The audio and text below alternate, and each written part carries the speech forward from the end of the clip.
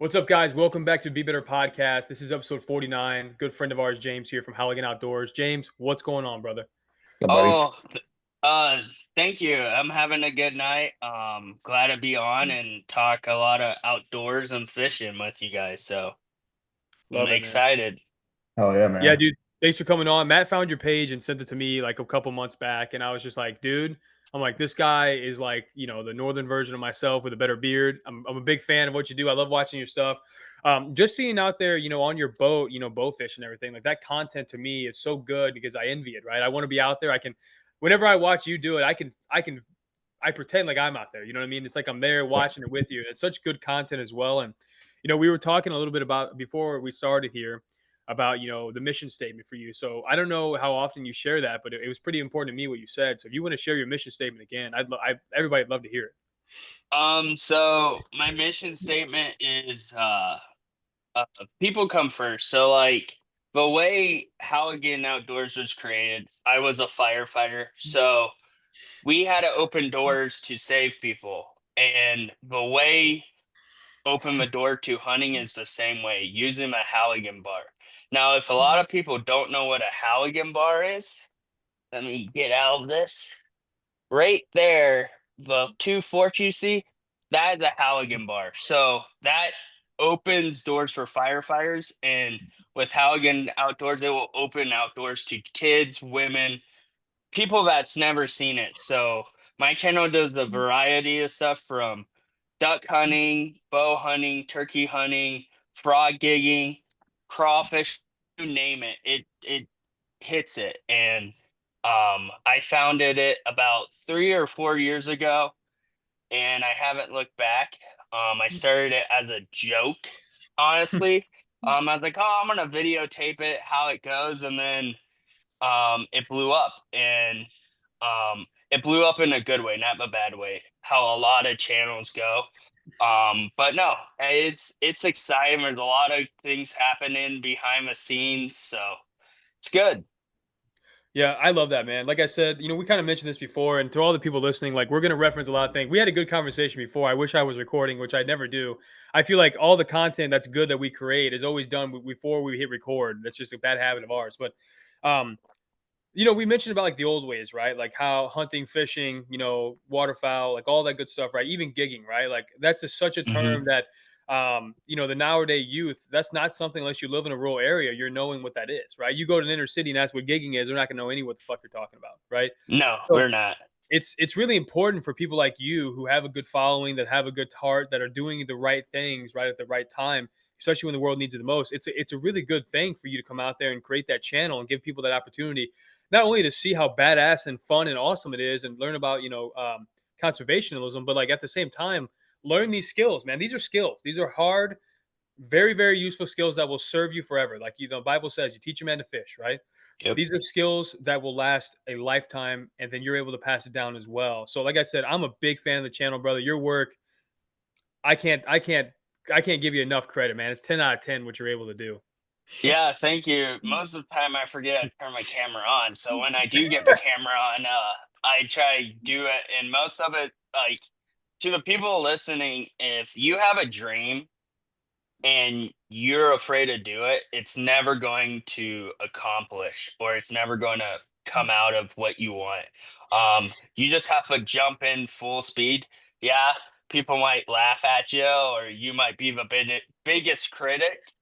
I know I am when I'm editing videos or what my wife says. She can't watch the videos or see me in this type of way, but there's a lot of people that do. And if there's someone out here that's afraid to jump in, just jump in because you won't know if it fits you or if it won't fit you until after. So if you're scared, just jump in. I will tell you the water's not cold. It's a great way to jump in full head and go, and you won't look back.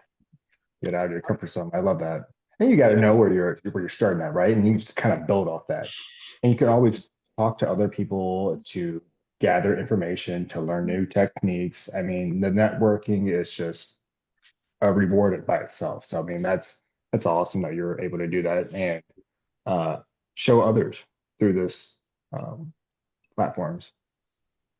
So um, where did you get, who's your role model who kind of like got you into this? Like in the outdoor world or Yeah, just yeah, outdoor. so it's a little weird. Like growing up, like I didn't have a father figure really. My godfather was, and he really didn't hunt. But my brother, he hunted. Um, and my grandpa, he lived in Louisiana. So that's where I get most of my Cajun style of stuff a little bit. But Hmm.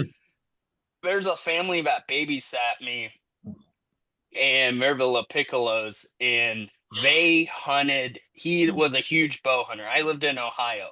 So bow hunting was like huge over there. And he got me into hunting over there. And then I grew up with his son. We were about the same age, and we just watched Duck Duck Commander, not Duck Dynasty, Duck Commander before it turned into what it is. Um, and they got me into it. I was fishing and hunting, you name it, and then visiting my grandpa in the summers with my grandma in Pickens, Louisiana, in the swamp. Mhm. I learned the Cajun way of stuff. So like frogging, crawfish, crabbing, the whole 9 yards of like what the channel is now. So it's really cool how the circle of stuff comes and you see yourself doing what the role models you looked up to, like Phil Robertson, um, The goat. God the rest his soul. go. Yeah, it sucked that he passed, and all the other guys that got me into it, and it's just crazy where it goes. So it's really cool. It's hard. Like the outdoor lifestyle is not for everyone. I will straight up say it. But I took like an absence from it when I got we get after high school, after life gets busy. Um, I just didn't do it. And then I took a job up in Wisconsin for a fire department, and a bunch of guys there hunted and got my feet wet again. And that's where I'm like, I miss this. Like, I don't know why I ever left. So I jumped in. They got me into hunting again. I fell in love with it again. I kind of got rebaptized. Hmm. But no, my fire captain, now he's assistant chief, Hanson, he got me into hunting again. And they were the kind of the ones that pushed me to make this channel. And without those guys, I don't think Halligan Outdoors would be a thing. It was not Halligan Outdoors at first. It was One Shot Outdoors. And then when you type in One Shot Outdoors, there's like a billion things.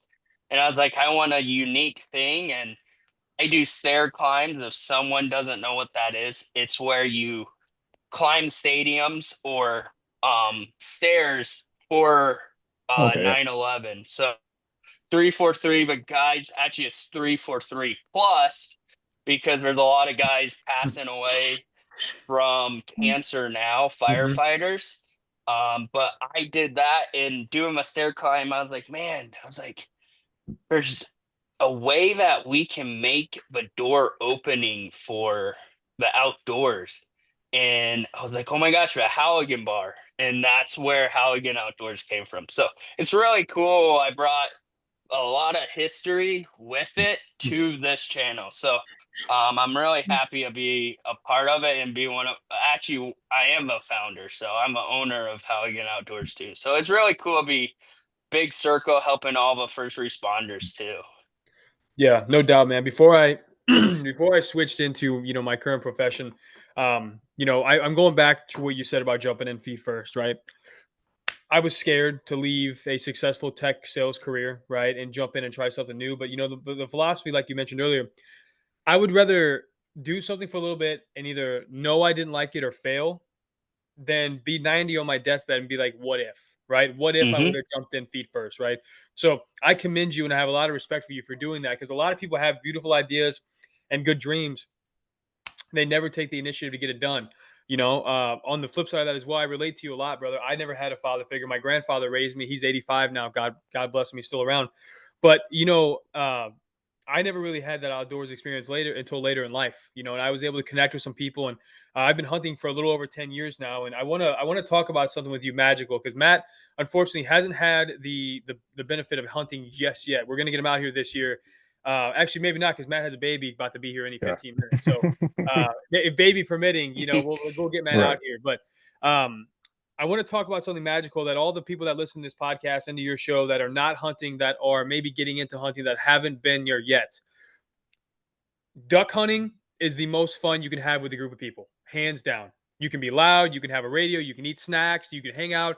Ducks fly over because of your decoys, because of your calls, and you light them up, and then you're Mm-hmm. good, right?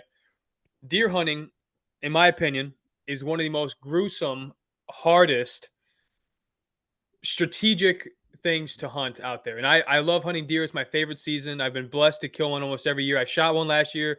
It dropped. And whenever I waited 30 minutes, I went over there. It got up and ran away. I tracked for about a mile and I lost it. So he's out there somewhere, either floating around or he's, fighting still. He's a tough guy. So my point, I want to talk about real quick. And sorry for the rant, fellas.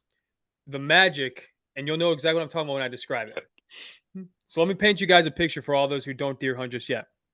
Okay. And no, in Missouri where we live, and I know you're in Wisconsin, so it's even colder, right? So it's 3 a.m. You're in camp. We sleep in a camper. It has heat sometimes. The camper always fucking loses power, so we're always freezing our asses off. You know how it is, and I wouldn't have it any other way because it builds character. Nope. So we eat a little snack.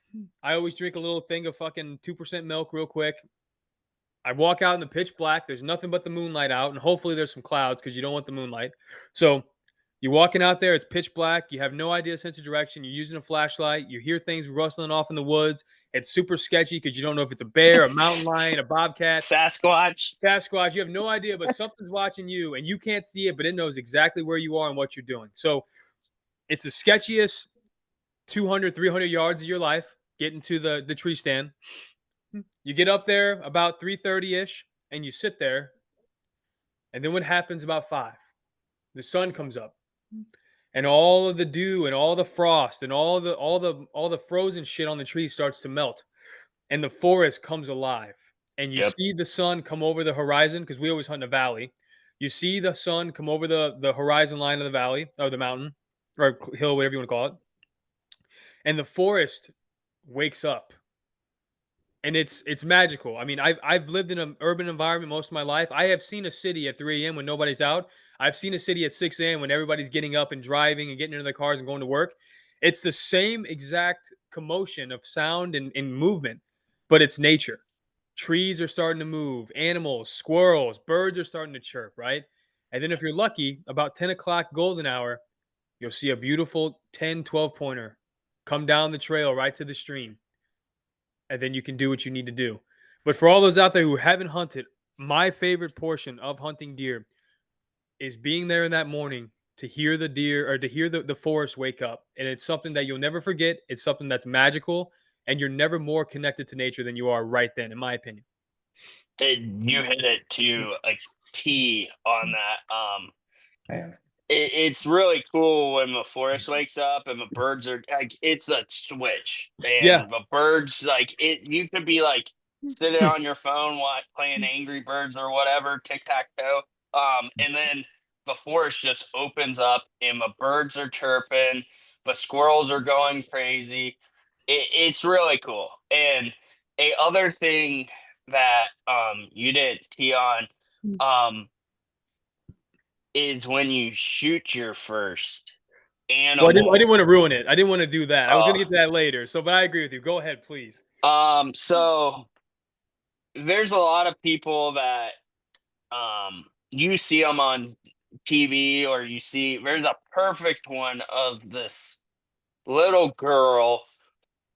It's called the adrenaline rush of shooting your first And she's shaking like deer, this. and she's shaking. You feel like you drank like 7 cups of dirty duck coffee, and you're like, Mm. oh my gosh. That feeling is every time I shoot anything, any duck, any bird, a frog. Um, it's amazing. And to capture when Matt shoots his first animal, it is Oh my. going to be, you're going to be like Luke Bryan. Is he down? Is he Is he down? down? Is he And down, Hunter? it's really cool. It's something that I think everyone should do. If it's and the great thing is there's people like me, people like you guys that if you can't afford it, there's ways of doing it. And I think we were going to get into that next of ways. There's Facebook groups, there's guides, there's Hmm. so many ways. And one thing I want to tell your listeners, you do have to take a hunter safety course. 100%. I would say do it in a person atmosphere. Don't do it online. There's a lot of things that you miss doing online hunter safety, and people are like, well, it's easy. I understand that, but doing it like, yes, you're listening Not the to point. podcasts all the time. It's okay. But doing it in person, I sat through a 2-day course when I was 12. It was the most miserable thing I ever did, but it was the most safety oriented now. But just go out. Yes, it's expensive to purchase a license. It's expensive to get started in a sport. But the nice thing is there's guides that you can your first time going, you don't have to go buy $3,000 worth of firearms or gear. There's guides and there's some places that you just show up and they will outfit you and everything. Hmm. That's where I would tell someone that is like in a city that doesn't have someone that hunts or fish, go do that option. It's way too, or if you don't know if you want to hunt, go to a pheasant farm because most of those farms you don't have to go buy expensive gear. They provide everything, and it's pheasant hunting is the other great thing. I'm a big pheasant guy, upland, but those things are so much fun. Um, doing tower shoots. A tower shoot, if people don't know, it's a giant tower, and there's people that two people that are in the tower. There's 12 to 16 stands surrounding the tower, and there's like forests all around, and there's little stands, and there's two guys at each stand. Well, they will chuck a rooster or a hen out of this tower, and this rooster is a pheasant or hen will fly and wherever the wind takes it, and then if it comes to your post, you should. It's the funnest thing. If I want, if you guys have a chance, we will talk in the after show, and it's so much fun.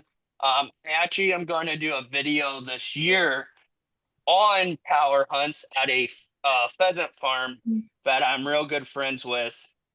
It's going to be cool. It's really cool if you get a chance. But that was a small Sounds little exciting. rant. But Yeah, so. that sounds Yeah. absolutely awesome. I mean, and I look at things on a more philosophical level too. I can't. I'm sorry, I can't talk tonight. But philosophical speaking, I look at things. I always try to connect it to like why humans do what we do, right? And what you Mhm. just guys, for those listening who haven't killed a deer, what he described earlier, that video, that little girl shaking because she just killed her first deer, it's called buck fever, is what we call it, right?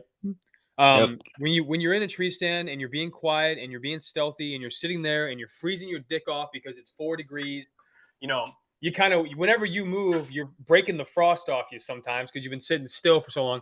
Whenever you hear, and you'll know, right? And I'm going to say this too for all my hunters out there that are listening, you could be dead asleep in that tree stand. You hear a twig snap, you're up. Boom. It's instantaneous. I've been snoozing, drooling in a tree stand. As soon as I Same. hear some movement, I'm wide awake. I'm alert. I'm oriented. I know exactly what's going on and where I'm at. As soon as you hear that noise of a deer stepping on a leaf or a twig or steps on a branch, or if you hear the snort, you're probably too late. You need to shoot that damn thing. But as soon You're as you hear snoring too loud. right, as soon as you hear those noises, you know, the buck fever starts and your adrenaline's going, you're getting a little shaky. I used to be really bad. I used to get so shaky. I remember I'm aiming down sight and I'm, you know, since my current profession, some training, I've been able to kind of help my firearms capability, and I've been able to do tactical breathing to get my adrenaline back to normal. So I tactical breathe for probably 15, 20 seconds before I take the shot. So that way I'm accurate, right? But that buck fever sets in, and then you make your shot, and time stops for me. Nothing matters. Time stops. Everything's quiet. It's the loudest quiet you ever hear because there's a huge noise because your gun just went off, right? And I home with a 308. Yep. So, it's loud and then it's just silence and bliss And and gunpowder, you smell it. gunpowder. Right. And you just realized, right, when you take a life for the first time, when you take an animal, my opinion is that humans have been hunting since the beginning of time. It's biblical. It's in our DNA to do this. Humanely Yep. and correct, in my opinion. I'm not saying we need to slaughter and treat animals like shit. I'm saying there's No. a beautiful, sophisticated, almost religious way to do this. And I'll tell you, man, every time I've killed a deer, I'll get next to it, I'll get down, and I always cry just a little bit. I'm not sobbing like a baby. I have tears in my eyes because I'm so thankful to God that I was able to get the opportunity to experience this with this animal. And now I can honor it by treating it right and doing it the right way. So for all of you out there, I cannot stress this enough. If you haven't followed his page already, you need to do so because it's just going to go into more detail about how to do this right. And if you haven't experienced that, one, as a man, you need to, in my opinion. It's a rite of passage. You are a different person coming out of the woods than you were going in. Even if you don't shoot anything, just going and experience it, waking up at 2:30 or 3 o'clock in the morning, I'm gonna tell you, coffee hits different at 2 o'clock in the morning. I'm gonna be honest with you, or eating a Twinkie or a ho ho, whatever your snack is, it hits different. Um, but it's awesome. My page, I go really into a lot of different details. I teach some people how to clean certain animals. Like I go full into, and if you guys are afraid to say anything or you want to get started and you don't know how, DM me, shoot me a text. My number is on my page, so shoot me a text. I'm not afraid. If you're in a good driving distance and you need help or you don't know how to get your feet wet into the sport, get a hold of me. I have great contacts almost all over. I can I'm 365 around the whole sports, from food plot seed to everything. So I have my hands pretty much in, or if I can't do it, I have someone I can reach out to help you. So Halligan Outdoors, literally, that we want to help. If you're a veteran that needs some stress relieved from your past PTS, let me know. I would love to take you out to just talk, just experience it. Or if you're a woman that wants to get into the sport because she wants to feel what outdoors is, just let me know. Like I have so many women that just left their husband. They have kids that want to get into the sports. They reach out to me, and I have other guys that I get people to. We can get you wherever. So um it's a big circle. We like help. I like helping. It's what I said in the beginning of this. My tool is opening up your passion and addiction after this, because once you get addicted to hunting, I'm going to tell you, sorry wives or sorry husbands, it's expensive. Um there's ways you don't have to go to all the big stores to buy all the big brands. Go on Facebook Marketplace. You can go there and get what you need, or um, you can start out how I did and how the founding fathers hunted with milk jugs and foam and corks, and they made their own stuff. So Facebook Marketplace is the best way to get used decoys, blinds, waders, the whole nine yards. Honestly, if you know you want to do it, go buy a nice cheap pair of waders, or if you're like me, how my mentality is, you buy a good pair of boots, expensive pair of boots. It's going to get your work done. And I run banded waders. I run the Black Label Elites. They're but hands down, I think, the best wader. I've read most of all the big name waders, but I'm gonna tell you, if Banded has one of the best women fitted waders for women, certain, because there's a lot of women. It's hard for them to get into a man's sport because but all the stuff's built around men. And there's only a couple hands down companies that have a lot of stuff. And I'm gonna tell you, Bandit has it keyed for women outdoors gear. Like V shape for the lower crotch region, they hit that to a T because guys, we have a package, girls don't. That's it's just how waders are. It's going to be a little baggy up around there, but it fits them perfect. So, go check out Banded's female selection. It's amazing for waders, and it's show season right now. So if you do go to a show, you can get those waders much cheaper than what you would go buy it on a stock store. So go check it out. Sorry for that little rant for No, that. So No, it's that's it's great super good information for him. information. It's really good information, brother. Obviously, man. And you know, two more things I want to cover about. I can't believe we've already been talking almost an hour, which is crazy. But two more yeah. things I want to cover too before obviously we don't take too long. But I want to talk about what you mentioned earlier about getting started, right? Jumping in, right? One recommendation I can make, and I'm sure you'll agree with this too, is like find a group of guys that that hunt. Um, Hmm. like my best friend Nick, God bless him. He's the fucking man. He's my brother. He got me hunting. His family owns some property. His family is like my family. They're the best people in the world. About 10 years back, he was like, Nate, I said, hey man, like if you ever get an open slot, I'd like to go hunting with you guys. He's like, just come. He's like, I thought you never asked, right? Got me into it. His dad showed me the ropes. He showed me the ropes. You know what I mean? And every deer I've ever killed has been on his property. I owe it all to him and his family. Shout out to their family. They're my fucking rock. Um, Best family in the world. So my point, guys, find a group because everybody knows somebody that hunts, right? I don't care where you are. Yep. You're going to know somebody, right? Find a group of guys that you get along with that are educational that you can learn from, right? And if you have to earn your keep to go, earn your keep. Like I've offered, they never asked me because they're too good of people, but I've offered to them, hey, let me run the brush hog. I'll burn these fucking trails out for you. Let me earn my keep that I have a blessed, you're blessing me to allow you hunt here, right? So get a group of people that know what they're doing. Get a group of people that hunt, that enjoy it, that go out there for the sport, that go out there for the thrill of the hunt, and just learn from them, right? You might not kill something your first couple times. You might not see anything. That's Yep. okay. But like you said earlier, being out there in the woods, dealing with that hardship, it's one of the hardest things you'll ever do. But getting through it and learning from it, because every time you go out, it's a learning experience. I don't care if you've been hunting 5 years or 10 years or 50 years.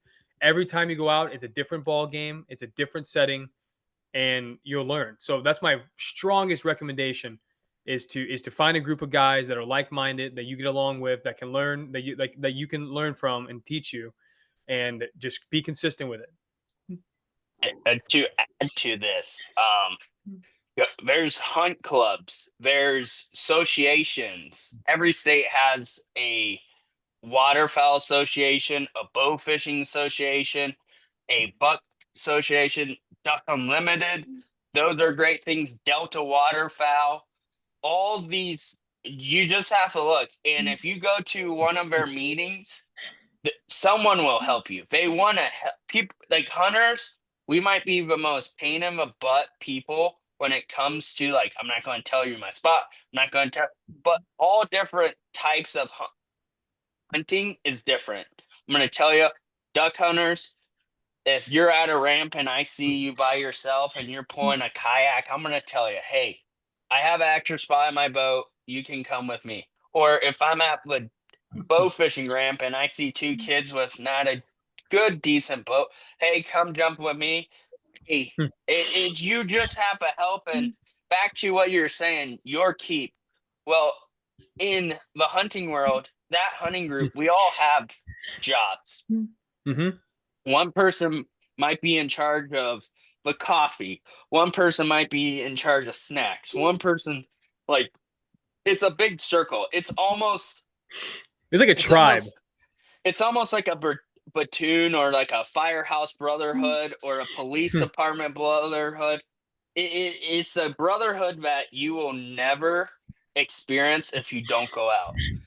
It's one of those things that is like a bond that you, and when you have the guys that care about you the most right beside you when you kill your first animal, I'm going to tell you, those guys are going to have buck fever too. It's just not Hmm. going to be you because they're so excited and they seen the hard work that you've seen. We could do like 4 parts of this podcast. I'm going to be honest with you because I there's was gonna so say, many like, I feel like we can go keys. on. There's so many keys of doing this. And like, if we do this again, we just focus on one thing and talk about because there's so many different ways to help. And it's such a awesome experience in fishing, and I do a lot of trade shows, and I have a lot of parents of small kids. I was at a trade show last year up in Minnesota, and there was this little kid that watches my YouTube and saw me, and him and his dad came to the show, and the kid wanted to meet me, and that's when I realized my channel is just not for my memories, it's for other people's memories. And that's what I think people miss when it comes to doing social media and doing this. You forget who you're reaching and the people that they might not be able to afford to do this, or they might not have the opportunities that everyone else has.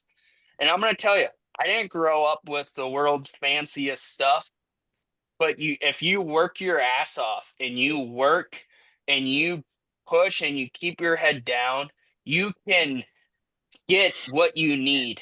And I'm going to tell you, hunters are the most nicest people in the world. You might see a lot of people, oh, that guy's a jerk because he did this, or you're driving down the road and you have that Karen saying, "Oh, look at that buck on that guy's Buick hood, or that in the back of that truck, that guy just slaughtered." Well, if you're thinking about it, a lot of hunters down south or up by us, that's their food. That's what's feeding their kids. They might not be able to go to Walmart or a meat butcher to pay $150 for meat or a whole cow for their family. They're hunting what they need to feed. And I'm going to tell you, I have a freezer full of meat and we eat it all year long, from pheasant to frog legs to fish to deer to duck to goose.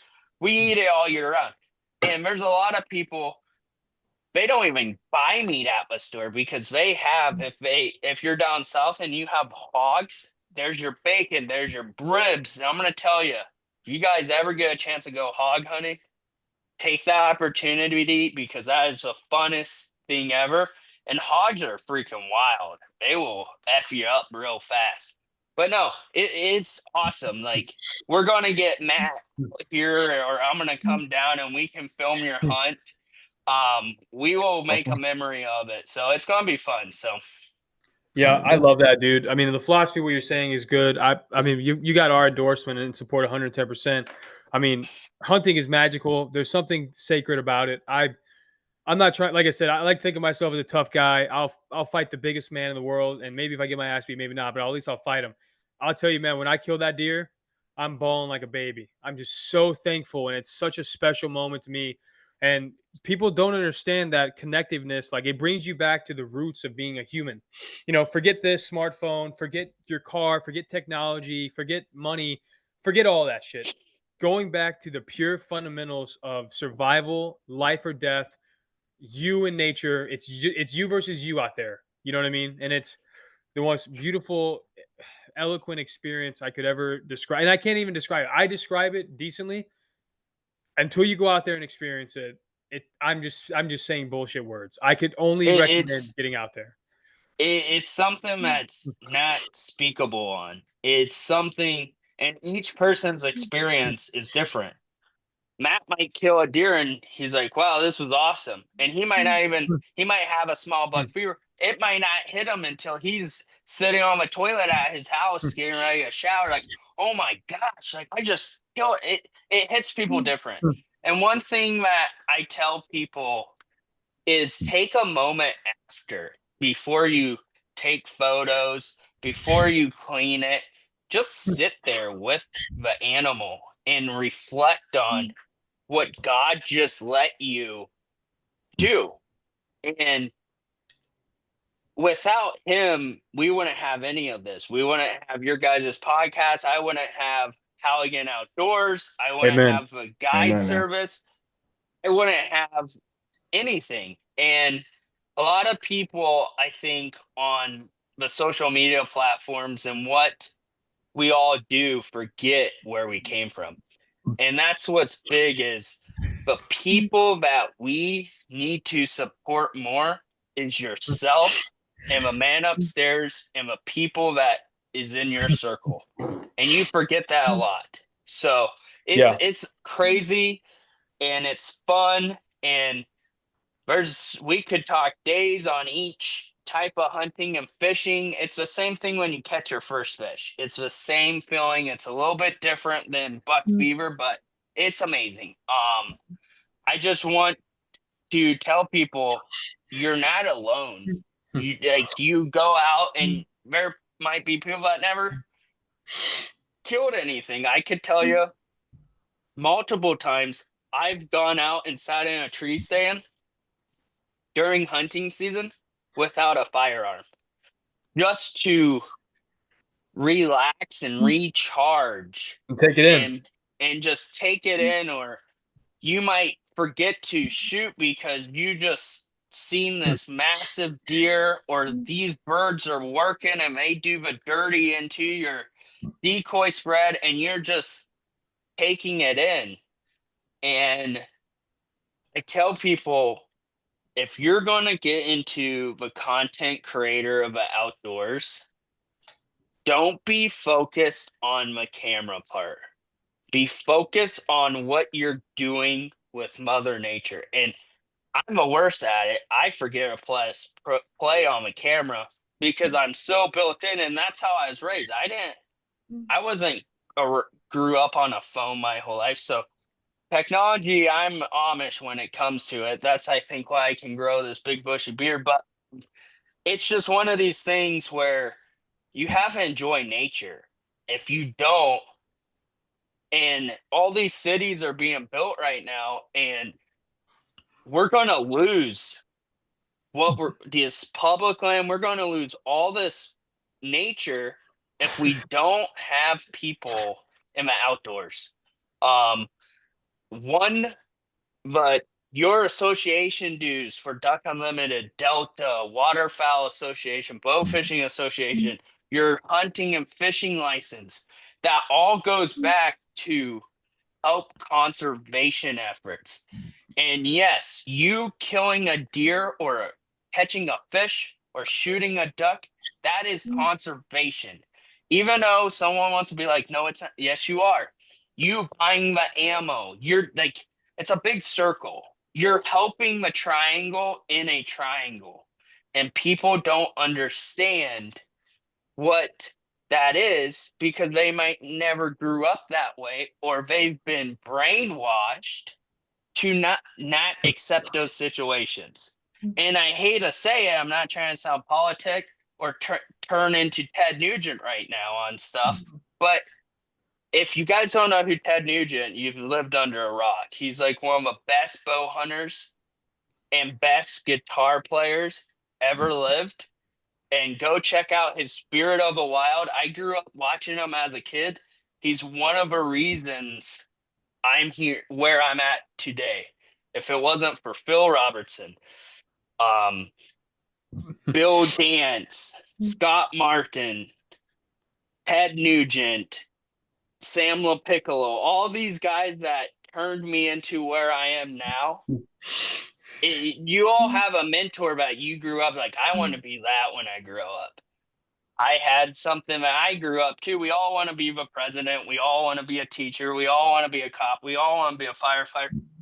You all want to be playing in the NFL. But I'm going to tell you how many people say, oh, I want to be a professional hunter. I could tell you, I didn't want to be a content creator for the outdoors or be a guide. It just fell in my lap.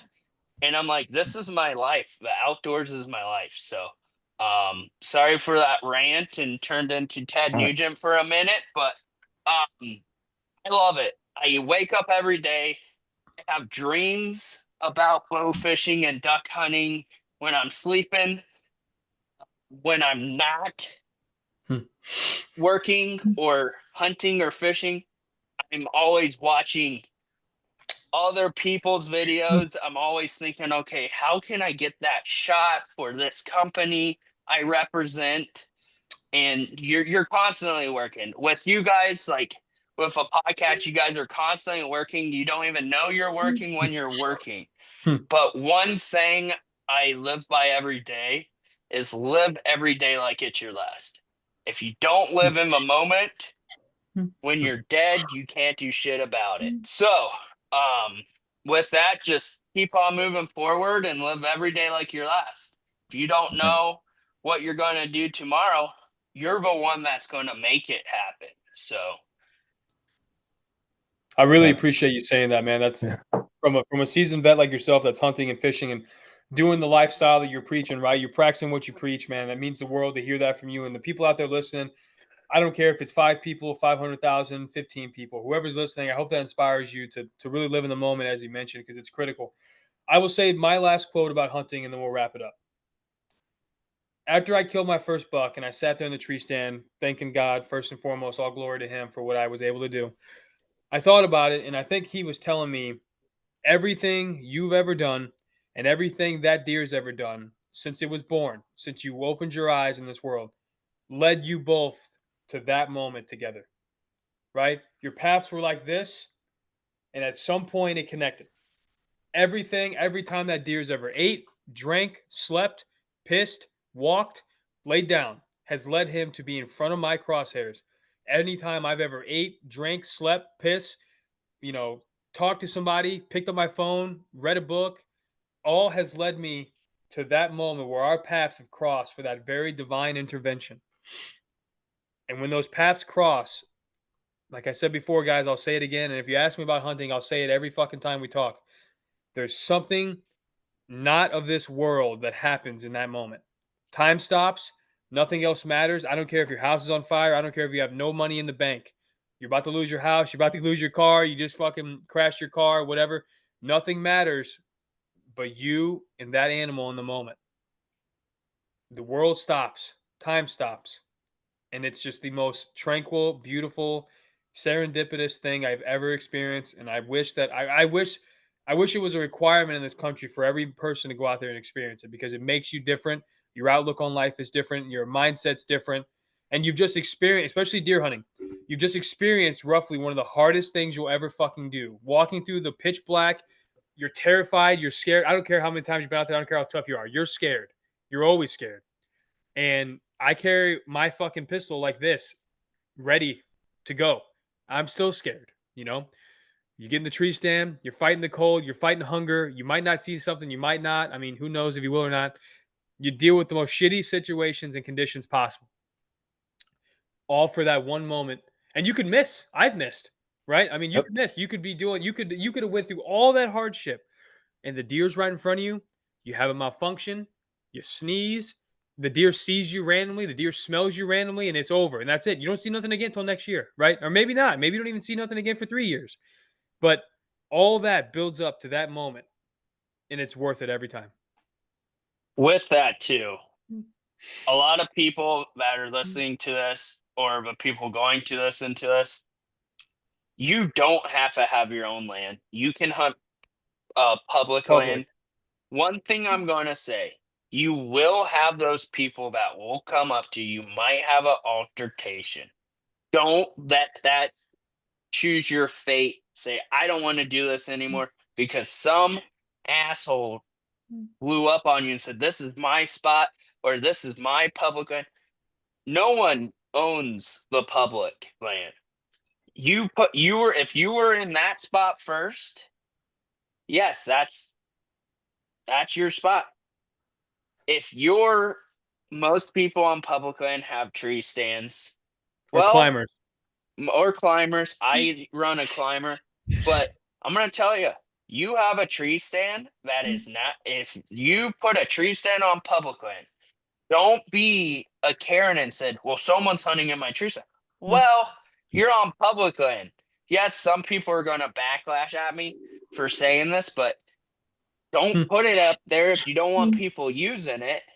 You just can't tell anyone to use. Yes, common sense is that someone's tree stand, don't climb in it. But if you don't have one and you need one and no one's coming, climb up it. I know I'm gonna get so much backlash on that, but I've had so much experience duck hunting or bow fishing where I have not seen shit all day or all night. I have launched my boat at 8 o'clock at night and bow fished until 6 a.m.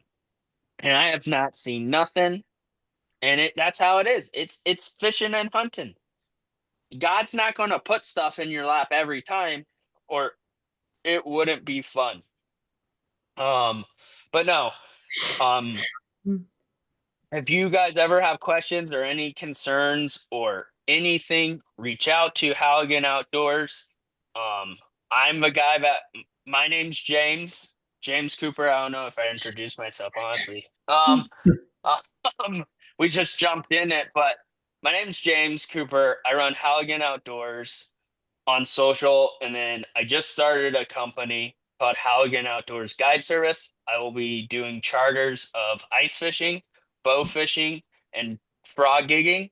Now, in the state of Wisconsin, you have to be a Wisconsin resident to have a possession of frogs. It's one of our rules. So, like, out of staters can't come up a frog gig. They can't even have frogs in their possession if we're not using it for bait.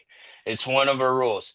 And if you are getting into the sport, read your hunting regulations.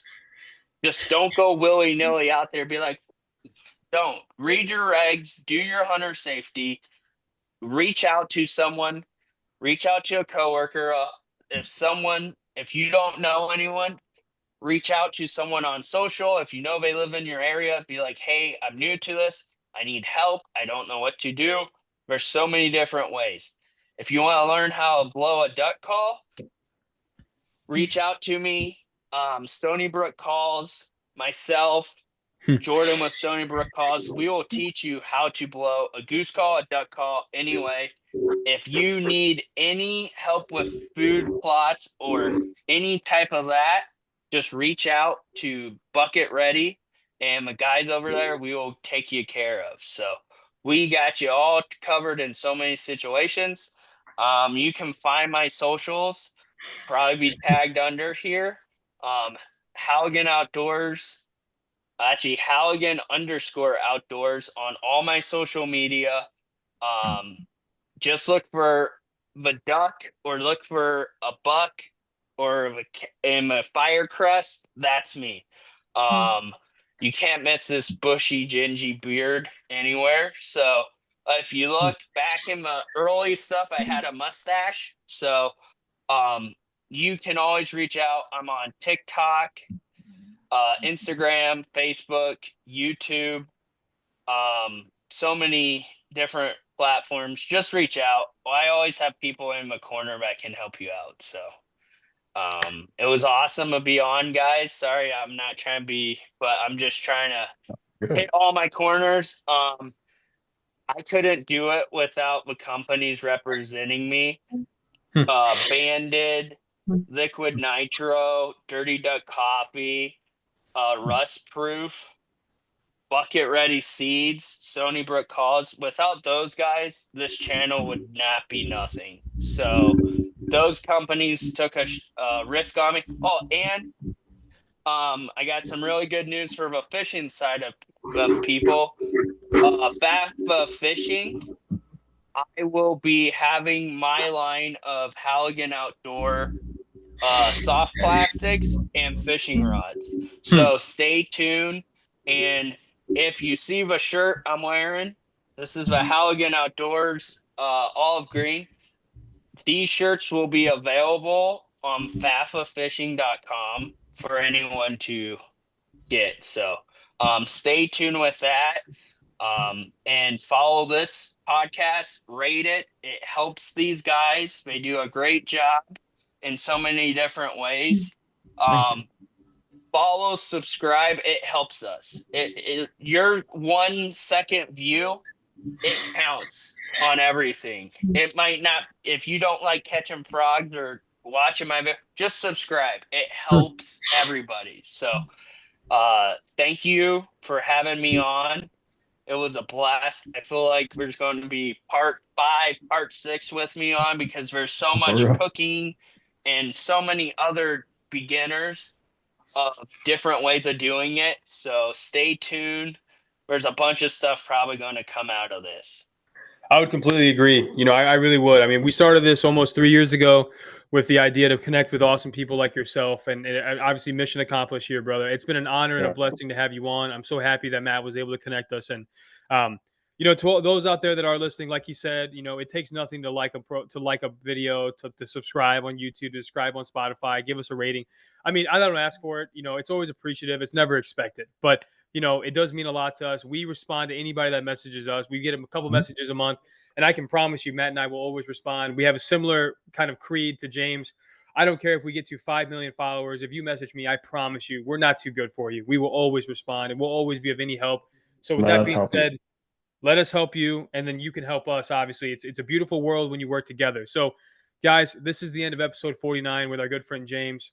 What an incredible channel! What an incredible company! What an incredible guy this man has became and become and is going to be continuously. I can't stress it enough. He's got our endorsement. I'm a big angler, guys. You can bet your ass I'm going to be buying some soft plastics. That's his line. I run soft plastics. That's all I like to do. That and a crank. You bet your ass I'm buying some of his gear. So I would definitely recommend it.